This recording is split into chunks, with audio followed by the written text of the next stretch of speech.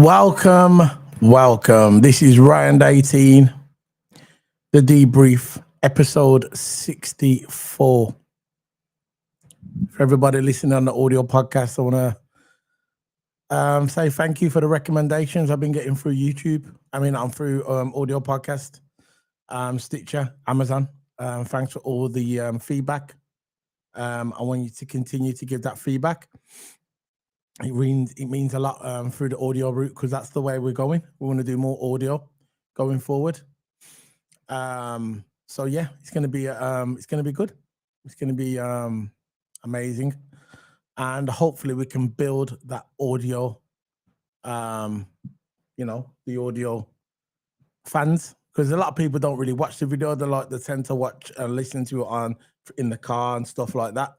They're the people we're trying to reach out to as well, not just the YouTube people. But big up to people on the audio, and also big up to the YouTubers as well. And we'll be going on thingy soon as well, TikTok, as soon as we get all that sorted out between TikTok and stuff like that. So I'm going to bring in my Cokies, my partner in crime, TOTO! Abba! Big up to TOTO Hammer. How's it going? Or zoom up a bit. How's it going, TOTO? Yeah, it's going well. It's going well. It was a good race, but over my day, yeah, it's been going pretty well. Yeah. So, how's it going? What did you think of Mclaren World Champions? Yeah, I mean, they've had a dominant season, haven't they? You can't really fault them for it. They were faultless from race 1 to 18. Of course, they had a few DNFs here and there, but they were constantly bagging points. No one can really get near them. Yeah. No one can really get near them. Majority of the tracks McLaren were strong at, and they always had that big lead over many drivers, unless it was a safety car, maybe a pit stop issue. But they still came out on top. They're still consistently finishing the podium places. McLaren did, and that's what caused the dominance. I think the first 5-6 races, I think it was over then, in my opinion. McLaren was so dominant this season. Maybe towards the end of the season now, you can see that teams are starting to go on the up.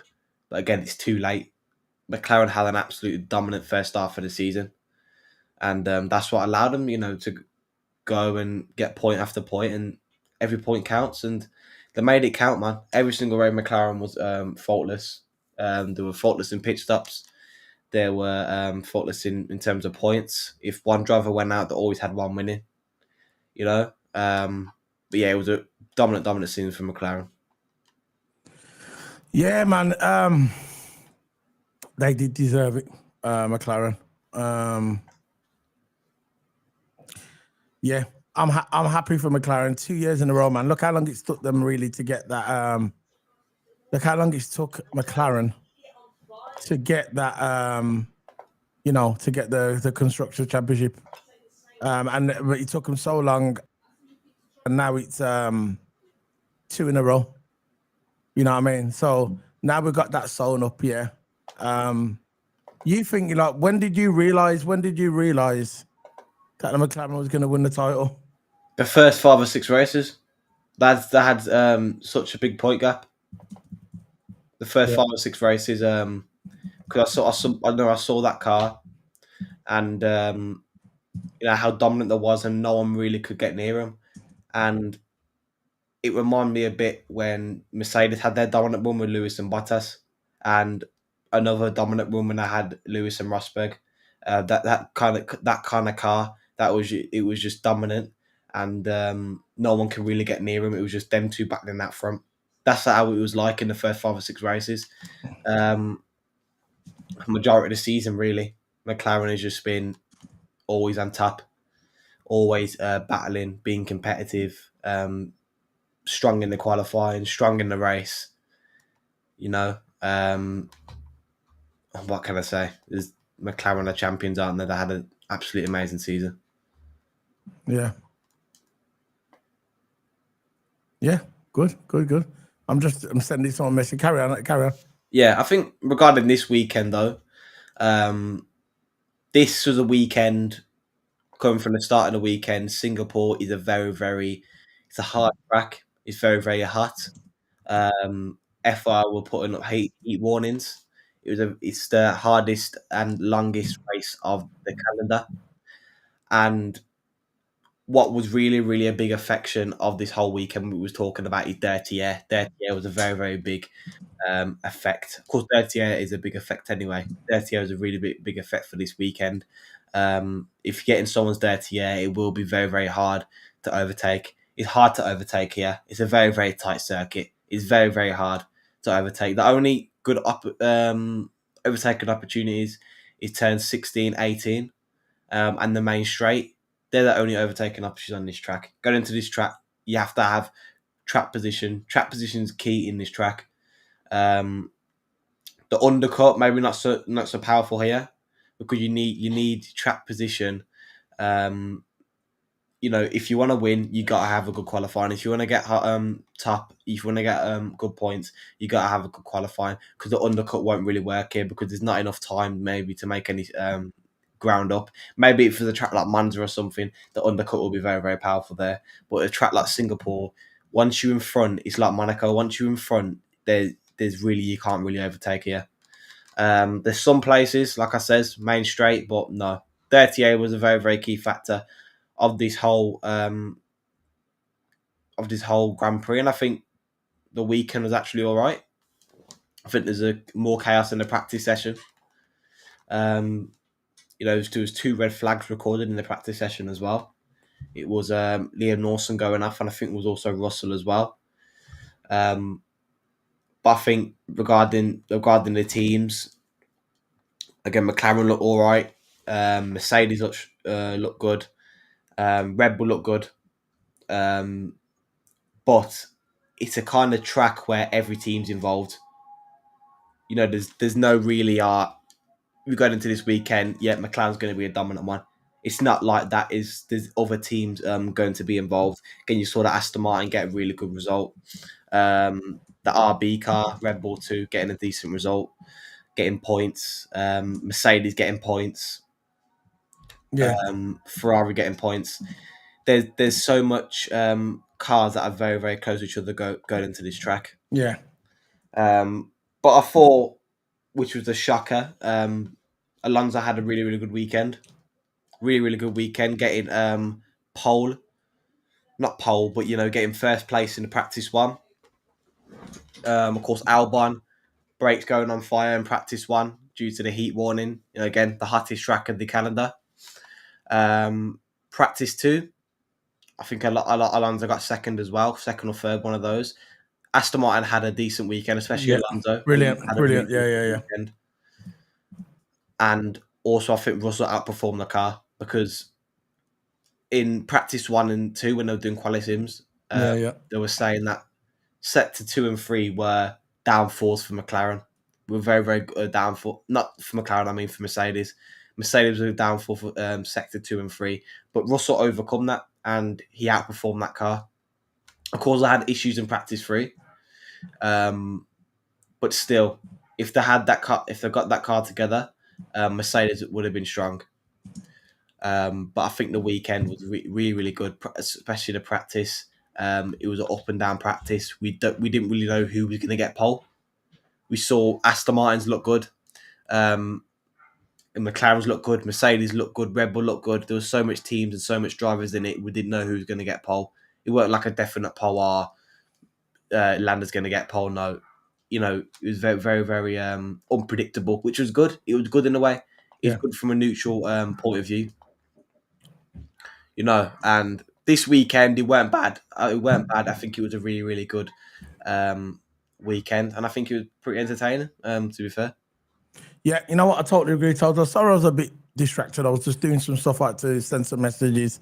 It's important stuff. But I'm back anyway. This is important anyway. So McLaren, big up to McLaren, world champions for two years in a row. Happy for them. So happy for them. And I'm just glad that Red Bull didn't win it. There you go. So anytime that Red Bull doesn't win it, it's always a good day for me. When it comes to me, you, and Red Bull, we've got that relationship, not a very good relationship. Sometimes very toxic at times. But yeah, McLaren all jokes aside, McLaren winning the title, they deserved it. Brilliant combination. Zach Brown came into McLaren when McLaren was nowhere. He brought in the guy. What's his name? I forgot his name now. I was called Mario. I mean Luigi. Brought him in, and Stella, and brought him in, and the combination with them two together, he's making stuff happen. He's making stuff happen at McLaren, and they deserve everything they get. And look, we don't know what's going to happen next year at the when the new regulation change. It's going to be new cars, new engine. We don't know where McLaren's going to be. We all know, for all we know, McLaren could end up being fourth and fifth again, like it was back in the day. But we're here now, and they are world champions, 2025 constructors world champions. So when next year comes, when the new season starts, they come in as the number one team, and they'll be in the number one garage. And being in the number one garage is always, it's got its perks, isn't it? Yeah. You can come in first, get out first as well. So yeah, congratulations to them. Overall season, I think the season kind of winding down a little bit now. We can actually see now who's going to be the champions. Look, for everybody that thought that Max Verstappen was going to win the world title, I told you, man, it was never going to happen. I understand where Formula One are coming from, the Sky. They've got to promote their product, innit? So if they come out with 6 races to go and turn around and say, look, Max Verstappen, he's not going to win the race. I mean, Max Verstappen, he's not going to win. And it's just between the two McLarens, people are not going to watch it, innit? They're just going to go, oh, yeah, whatever. But now because last week, 2 weeks ago, when Max won that race in Baku, that's basically, they've come out and said, look, there's a chance that Max can win it. And if they say that to the people are going to start watching it more, innit? Because a couple of weeks ago, I found out that the TV ratings has dropped in Formula One in the past few months because it looks like McLaren are going to win it, innit? So if you throw another name in the mix, it helps with the ratings. I get it. They do it with wrestling, they do it with football, they do it with the cricket, they do it with darts, they do it with all sports. I get it. Promotion, innit? Yeah. But what it boils down to, reality will kick in, like I told you 2 weeks ago. Max is not going to win no world title this year. He lost the world title in the first half of the season. That's just the way it is. He lost it in the first half of the season. Just like McLaren last season, when a Red Bull won it in the first half of the season, it's the same now. It's between Oscar Piastri, who's probably the favourite looking at it now, and second is Lando Norris. I think the points gap between them two now, I think there's about 15 to 16 points between them. So there's a chance that Lando could catch him. Lando's back in it now. Yeah, Lando's back in it. So if there's anyone that can catch Oscar Piastri, it is Lando Norris. Very simple. So, Toto, before we start going into the race, you can start off if you want to. Right out the way we go, if you got anything there. I'll briefly go over the qualifying. It wasn't really much, really. It was kind of, the biggest surprise was Russell getting the qualifying, which is big up to Russell. Nice to see Russell on the podium again. He did rectify that problem he done 2 years ago. Remember when he was in front and he crashed out in the race? It was about 3 seasons ago. He mentioned that when he got his qualifying, that he kind of rectified that. So, qualifying for Q1 first run, Verstappen was laying down the marker. Lando Norris, in the first qualifying, Max Verstappen was basically, he got he was really fast, 137. What are you saying? I'll be back in a minute, 1 second. Yeah, I'll say from the qualifying, Max looked good in Q1. He set a benchmark time in qualifying 2, set a 129.7, which was kind of the benchmark time. It weren't the fastest time, but it was kind of like a base time where everyone was going to beat. Mercedes was struggling in sector 2 and 3. So was the Aston Martin sector 2 and 3. That's when the track is more slippier, less grip. And sector 2 and 3 is where Mercedes and Aston Martin was struggling. But at the end of qualifying 2, it was Russell, Verstappen, Antonelli, Norris, and Piastri. And that led to a preview in qualifying 3. To qualifying 3. Mercedes looked really, really strong in qualifying 1. Hamilton was first in qualifying 1. And Russell was second in qualifying 1. So you can see Russell's always, teaming with that first position. Russell getting first in qualifying 2 beating the benchmark lap of Max, but the benchmark lap of Max got him second, Antonelli third, fourth Norris, and fifth Piastri. It was between the McLarens, Mercedes, and the Red Bull of Max Verstappen. Like I said, it was a very, very close qualifying. We didn't know who's going to get it. Sorry about that. So yeah. But yeah, the results from qualifying 2 is Russell. Sorry, I'm on Q1. I'm just thinking. Sorry, Piastri getting a yellow card. Remember, I don't know if you mentioned that because I was away. Piastri got a yellow flag. Basically, I don't think he should have got the yellow flag. Personally, I don't think Piastri should have got that yellow flag because all it was, he was driving and then the car in front was just trying to get out of his way. So I don't understand why they brought the yellow flag up. That cost Piastri's time, by the way, in Q1. And he was kind of, I wouldn't say peed off. He was kind of angry. But you know how Piastri's Mr. Cool, and I think they should call Piastri Mr. Smooth Operator, you get me? But anyway, he was kind of like saying to the engineer, and why was there a yellow flag? All the guy was just moving out the way. And it was safe as well. I don't understand why there was a yellow flag. Like they said, they might do. I think it was a 50-50 explanation because at one side of the argument you can say, the marshals see a car going slow, yeah, it should be yellow flag, and the marshals didn't know if the car had a problem or he was, going out the way from Piastri's, Piastri faster. For me, I wouldn't have put out the yellow flag if you're coming from our point of view. We wouldn't have put out the yellow flag. But coming from the marshal's point of view, he or she probably thought that they'll do it for Max. Let's just get it the way it is. Come on. They're probably they want Max to get get back. The problem. I personally think they want to get Max back in the Drivers' Championship. They know that the McLarens are running away from it. So there's any little chance they could give him right, they're going to give it him. Because he was setting the fastest sector 1 and sector 2. Now in sector 1, he was the fastest Piastri. And in sector 2, he looks like he was going to come fastest. But what happened? They brought the yellow flag out. There was no need for the yellow flag. There was absolutely no need. What it was is the driver that was in front of Piastri moved out of the way in a safe way. It was just happened in a split second. So I don't understand why they brought the yellow flag out. I don't understand if he was stopped on the track.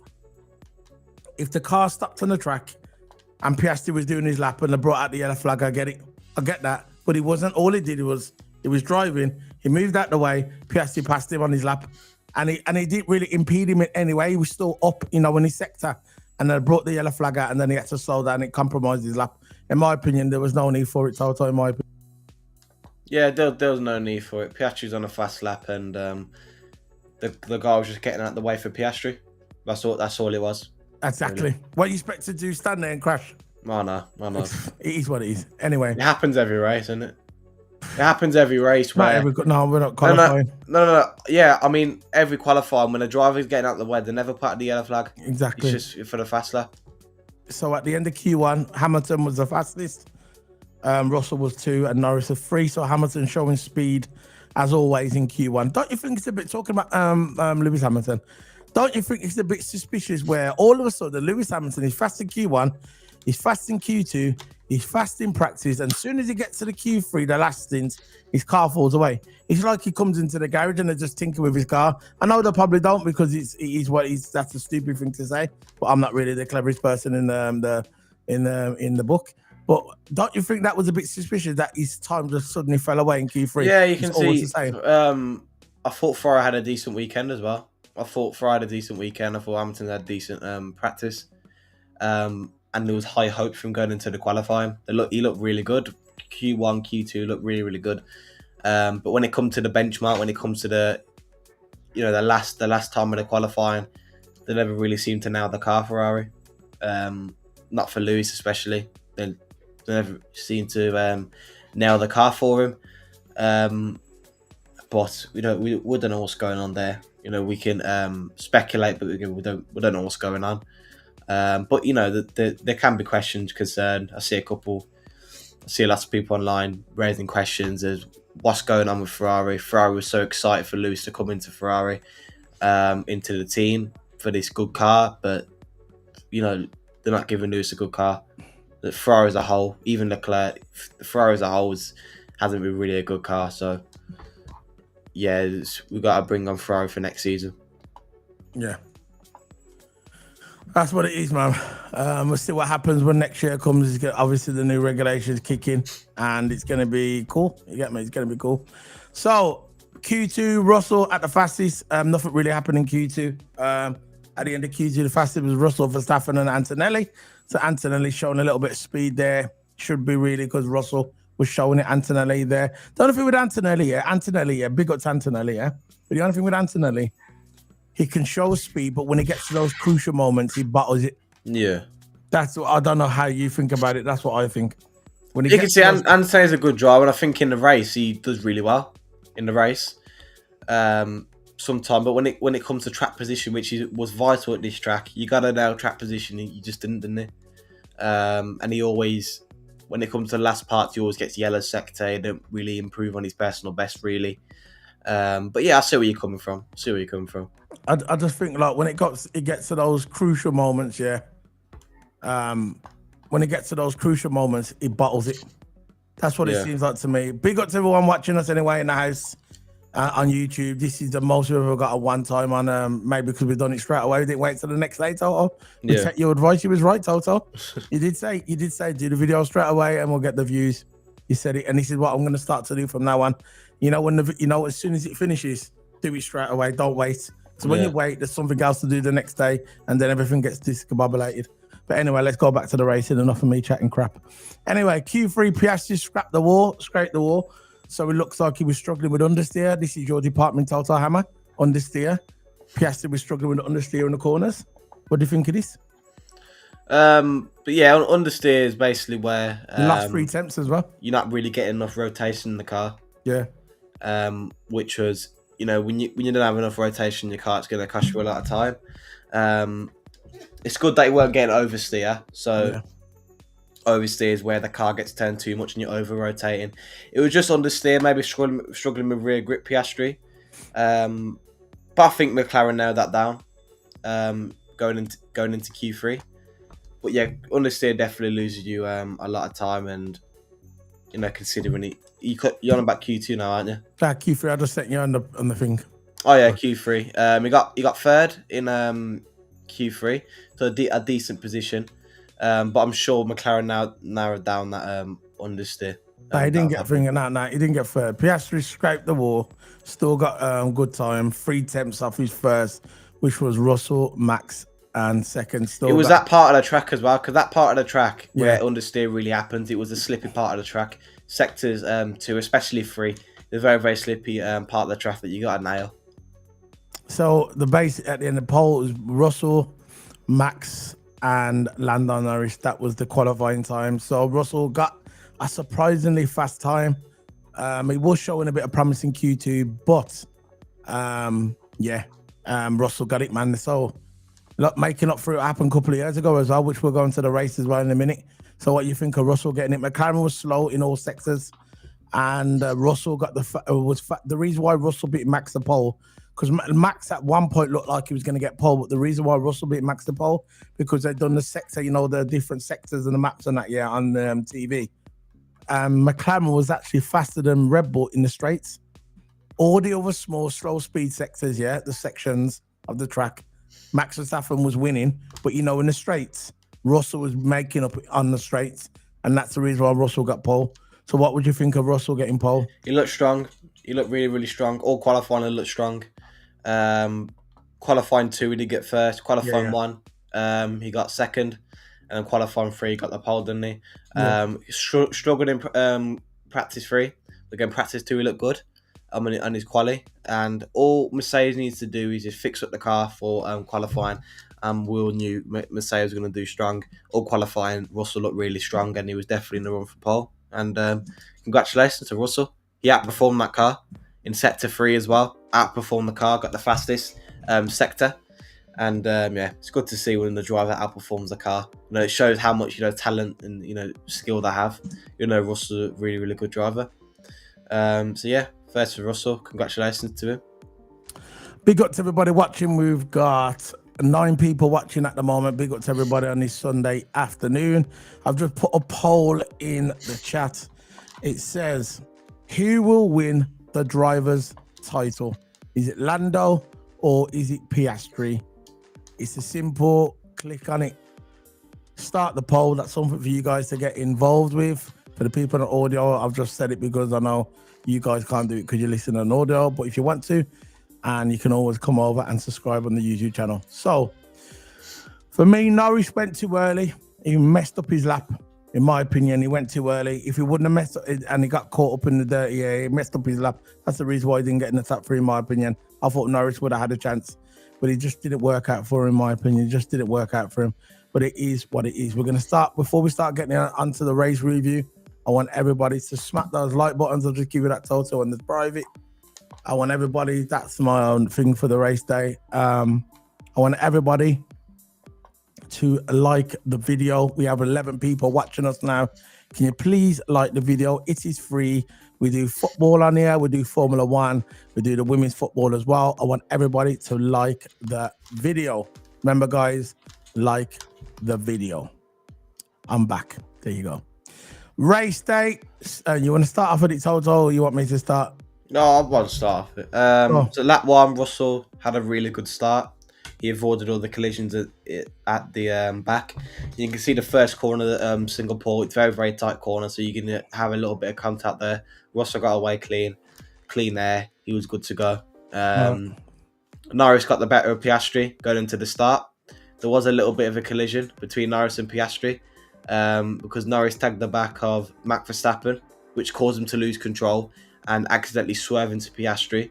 I don't think it was Norris. I don't think it was Norris's fault. I think it was a racing incident. Everyone was bunched up. Norris wanted to accelerate and then he accidentally misjudged it and tagged the back of Max, but he lost control of his car. He couldn't really do nothing. It wasn't like he purposely swerved into Piastri. He tagged the back of the Verstappen. He had some oversteer, and he just swerved into Piastri accidentally. It wasn't really weren't really a purposely swerve. It didn't really cause damage to Piastri's car a bit more. It caused more damage to Lando's car, which he had front end plate damage, which didn't change the wing. He kept with that for the whole of the race. Norris received front end plate damage, but personally, I think it was a racing incident. There's nothing Norris could do. It was a tight space. I totally agree, Toto. At the end of the day, it was there's nothing Lando could have done. I think Piastri was trying to fend off Max Verstappen, right? That's what it looked like to me when Russell got a brilliant start. So did Max as well, to be fair. But Max was kind of more distracted with Piastri, even though when he got to that corner. So Lando saw an opening and he went for it. And that's it. And the reason why Lando's front wing, his end plate, whatever, damaged, is because Piastri was trying to swerve. Max was trying to swerve Piastri, and then when Max swerved, Lando went into the back of him. Went into the back of Piastri. That's the only reason why it happened. So basically, this is my opinion. Lando had a better traction, right, in that corner. And he was trying to avoid Max in it. Yeah. In that first corner, he had better traction than Piastri. Piastri looked like he was off a bit on the right hand side. He looked like he was swerving a bit. Lando with the best traction. He went into that first corner, and he clipped him. And it was an accident.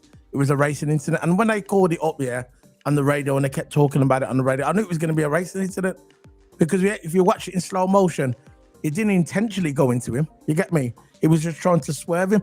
And that's what you do in a race. What you're going to do, just leave your car there and go into the back of someone's car and damage your car. Lando had the best traction into that corner. And for me, it was a racing incident. If you look at it, where the Lando's wheel was pointed, it was pointing more to the left. He tried to swerve away from Piastri. Exactly. Again, when you lose control of your car and get oversteer, you can't really control that. Exactly. There's so much G-force going into that wheel, you can't really control when oversteer happens and he swerves into Piastri. You can't really control that. Racing incident, in my opinion. Which it was incident. So the compound, Russell was on the medium, Verstappen was on soft, McLaren were both on the mediums, and the Ferrari were both on the mediums. So you could continue. I'm just gonna say I think it was a mistake for Red Bull starting the soft tyres. I don't know what they was doing Yeah, there. Didn't I make think sense. regarding a hot track, the soft tyres will last you 10-15 laps, depends how you nurse them. But Max Verstappen was on an aggressive strategy. I think his strategy was probably to try and get the jump on Russell because he's on softer tyres and you get a better launch after start, just the way it is. You're on soft tyres with less rubber compared to mediums, more a thicker tyre. You'll get a better run. But again, that didn't really work out for Max, which I think threw his strategy out the window. And again, when you're on a soft tyres as well, it forces a early tyre management scheme. You have to lift and coast very, very early into the race, which will lose you a lot of time. Compared to Russell, however, Russell can push on their medium tyres because it's a thicker tyre, thicker rubber, and it'll last longer. It's got less grip compared to the softs, but again, the tyre life for that medium is much, much better compared to the softs, obviously. But that allowed Max Verstappen to lift and coast more earlier, which allowed Russell to, again, he was in Russell's dirty air as well, which is even worse. Russell was in clean air on the medium tyres, so less wear on his medium tyres, and, you know, he controlled the pace from there, didn't he? Yeah. So lap 18, McLaren were doing the fake pitting. They tried to pretend to pit. They brought the guys out, you know how they do it in Formula One, and Yeah. they come out and do that fake pitting. Nobody fell for it. So lap 20, Max pitted, put on the hard tyres. There was a delay in Max pitting, you know. He came into the pits with some sort of delay. Don't know what it was. Kind of rare for Red Bull, innit, to have delay. Lap 22, free to race. Max said, basically McLaren said you're free to race. Lap 23, they said the race is against us. So Max came on the radio to his engineer and said, look, the race is against us. Because Max was, I think he was complaining about his car, that it wasn't steering right into the corners. And he said that there was a little delay in the pits and it kind of cost him. But after that, Max started getting fast his lap, so he didn't really cost him. He said he did make up the time in the end. But Max Verstappen showing negativity in that. So we're on lap 25 now, Toto, if you got that one. Right, Lewis. Yeah. It's lap 25, Hamilton pitting from mediums to hard tyres. I think this was the preferred strategy from all the people. Yeah. Going from mediums to hards. Since it's a much harder track, hards will warm up a lot quicker, which will benefit them in the long run.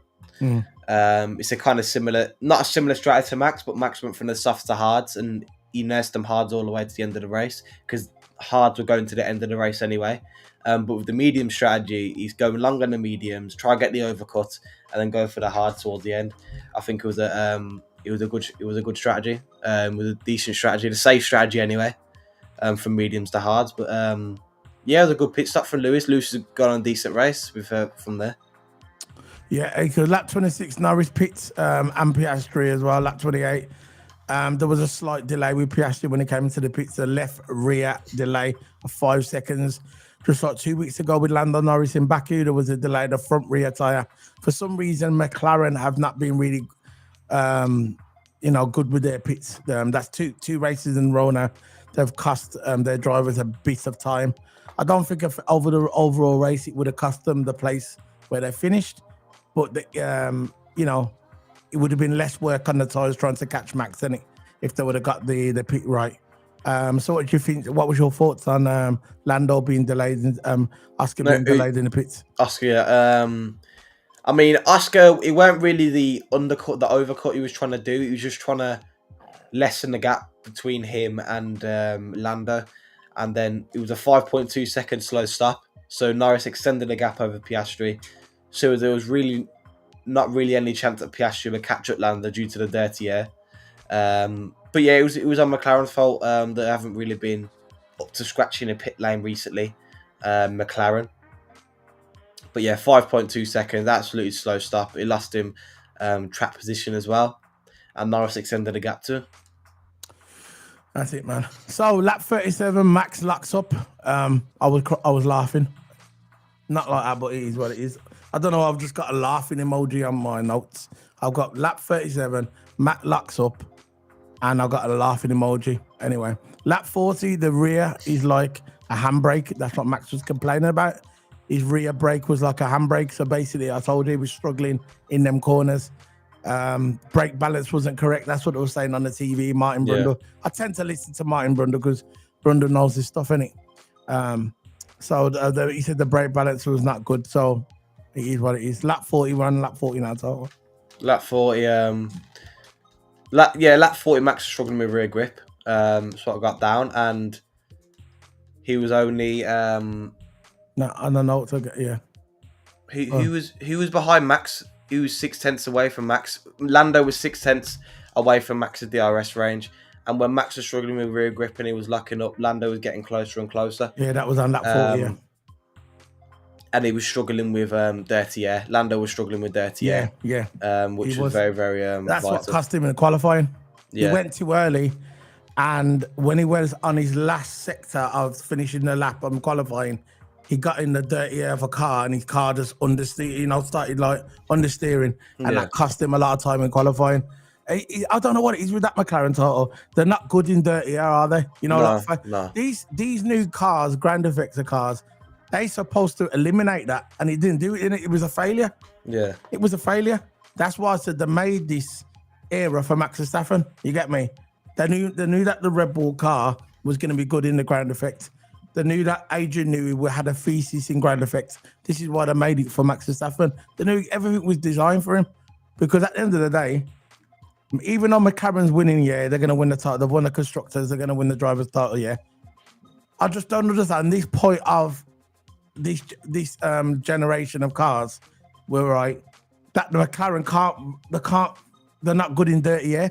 I'm baffled that they still haven't worked it out. Maybe they've gave up about these regulations, and now it's coming to it, and they don't really care. But you would think at this point of the regulations, you could find. I think McLaren's the only car that can't follow with the dirty air. You're right, Toto. Yeah, McLaren was struggling with dirty air nearly all race. Yeah. And also when the back markers also got involved, it was getting even worse. Lando every corner was losing 2/10, 3/10, 5/10 at one time. He did have a little slip and was behind Max as well. Lost about 1.5 seconds just after that little slip because he was in the dirty air of Max. Max was struggling in the clean air. Will cause him to lose control. But Max had rear problems and brake problems in the clean air. Yeah. So again, Norris still couldn't catch him. No, you can't overtake here. It's nearly virtually impossible. Yeah. That's what I said. Remember, I said before the race, I said it on qualifying. No, I said it on the preview. I said that with this track, not always the fastest car wins. It's who's in front first. If you can get a jump on someone at the beginning, you basically win the race. Yeah. Unless the safety car don't come out, you can win the race. It's like Monaco, basically, Toto. It's a little bit like Monaco. It's a cross between Monaco and Baku. It's one of these tracks. There's not really many parts of the track where you can overtake. Yeah. And once you're in front, you win it. That's basically what Singapore is. So lap 41, Norris was struggling in the dirty air. Lost 1 second when he was chasing Max Verstappen. Lap 47, Lewis was free out and stop. He came out, put the soft tires on, and he done well. Lewis was catching up everyone. He got himself into 7th place. He passed. He didn't pass. What's his name? What's his team? I forgot his name now. What's his name? It's Ferrari. I just got a brain fart. He didn't pass Leclerc. Leclerc moved over. He would have passed him anyway, but Leclerc moved over. That was instructions from Ferrari. And when he passed him, he was catching up to Antonelli. Would have got himself into 7th place. And all of a sudden, boom, his brake goes. His disc brake goes on his car. You saw sparks in it. Yeah. What did you think at this point? Yeah, I thought all that strategy for Lewis went down the drain. Pitted for the soft. He had a 50-second free pit stop. And yeah, why not? You're not going to lose anything, are you? You got nothing to lose. And it did work out for him. Leclerc moved over for him, as he should. Hamilton was much, much quicker. There's no point of holding Lewis up in the dirty air. He's on the soft tyres as well. So he was having that absolutely amazing race. Was going to pass Antonelli. And then I saw spark coming out his brake. Because his brake disc failed. I don't know how can a brake disc fail? It allowed him to continue. But yeah, it was a shame. It was a shame what happened to Lewis. He would have got a good position as well. He was running a decent race. consistent races well, no really mistakes. And the brake disc failed. Formula One, anything can happen. Is what it is. But again, the FIA slaps the penalty on him for track limits for no reason. We get it for track limits, but when someone's got brake problems, they can't really control that, can they? They can do their best to rate the track limits, but usually when someone has a problem with the car or any brake problems, if they can't really make the corner, they can find an alternative to make the corner, which by any means going off the track. He's got no choice. He's having brake problems. He's losing time anyway. Every corner's losing time. So I don't think there was any point of slapping a 5-second time penalty, but that allowed Alonso to eventually go ahead of him in that race. So I think it was an absolutely stupid decision from the FIA. Absolutely stupid decision. Yeah. It was a stupid decision. How can you control track limits? You've got brake problems. Lewis got a 5-second time penalty. Yeah, no, it was a stupid decision. Yeah, it's absolutely diabolical. Now, if that was the case, why didn't they just say to Lewis, you know what? We're going to look at it this way. If they would have said to Lewis, no, Lewis, you got to bring the car in and you've got to retire the car because of the rules, that would have been even worse, isn't it? But at least now, we got a 5-second time penalty. Don't he still finish with points? He still finished with some points, doesn't he? He does, but he's below Alonso. Yeah, but if he still finished with points, they could have said to him, okay, you got to retire the car, and they would have ended up with no points. They should have gave him the black and orange flag, which could mechanical issue. You have to retire the car. They should have done that. That would have been worse because he would have finished with no points. Yeah, but if they're going to give him a penalty, Yeah, but at least he finished with points. Don't you think this is personally, I wouldn't have gave him nothing. I don't think he deserved it. He wasn't in no danger. Nothing was falling off the car. You get me? Nothing was falling off the car. He wasn't driving into nobody. He was on his own. The only person was behind him was Alonso. Alonso was at 1 point 45 seconds behind him, and because of his brake issues, his brake disc problems, Alonso caught him up. So where was the danger? Lewis finished 8th regardless. There was no danger, and as I see it, Toto, he shouldn't even got the penalty. How about that one? Yeah, he shouldn't have got the penalty. Shouldn't have got the penalty. And it is what it is, isn't it? We know what it's like. So what we're gonna do is we're gonna get the final results. Can you bring it up on there, Toto? On yours? You want me to? I can do it actually. Let me just bring it up on the screen. We can get the final results, and we can do the constructors, and then we can finish there, and then that'll be us done. So let's do the results at Singapore.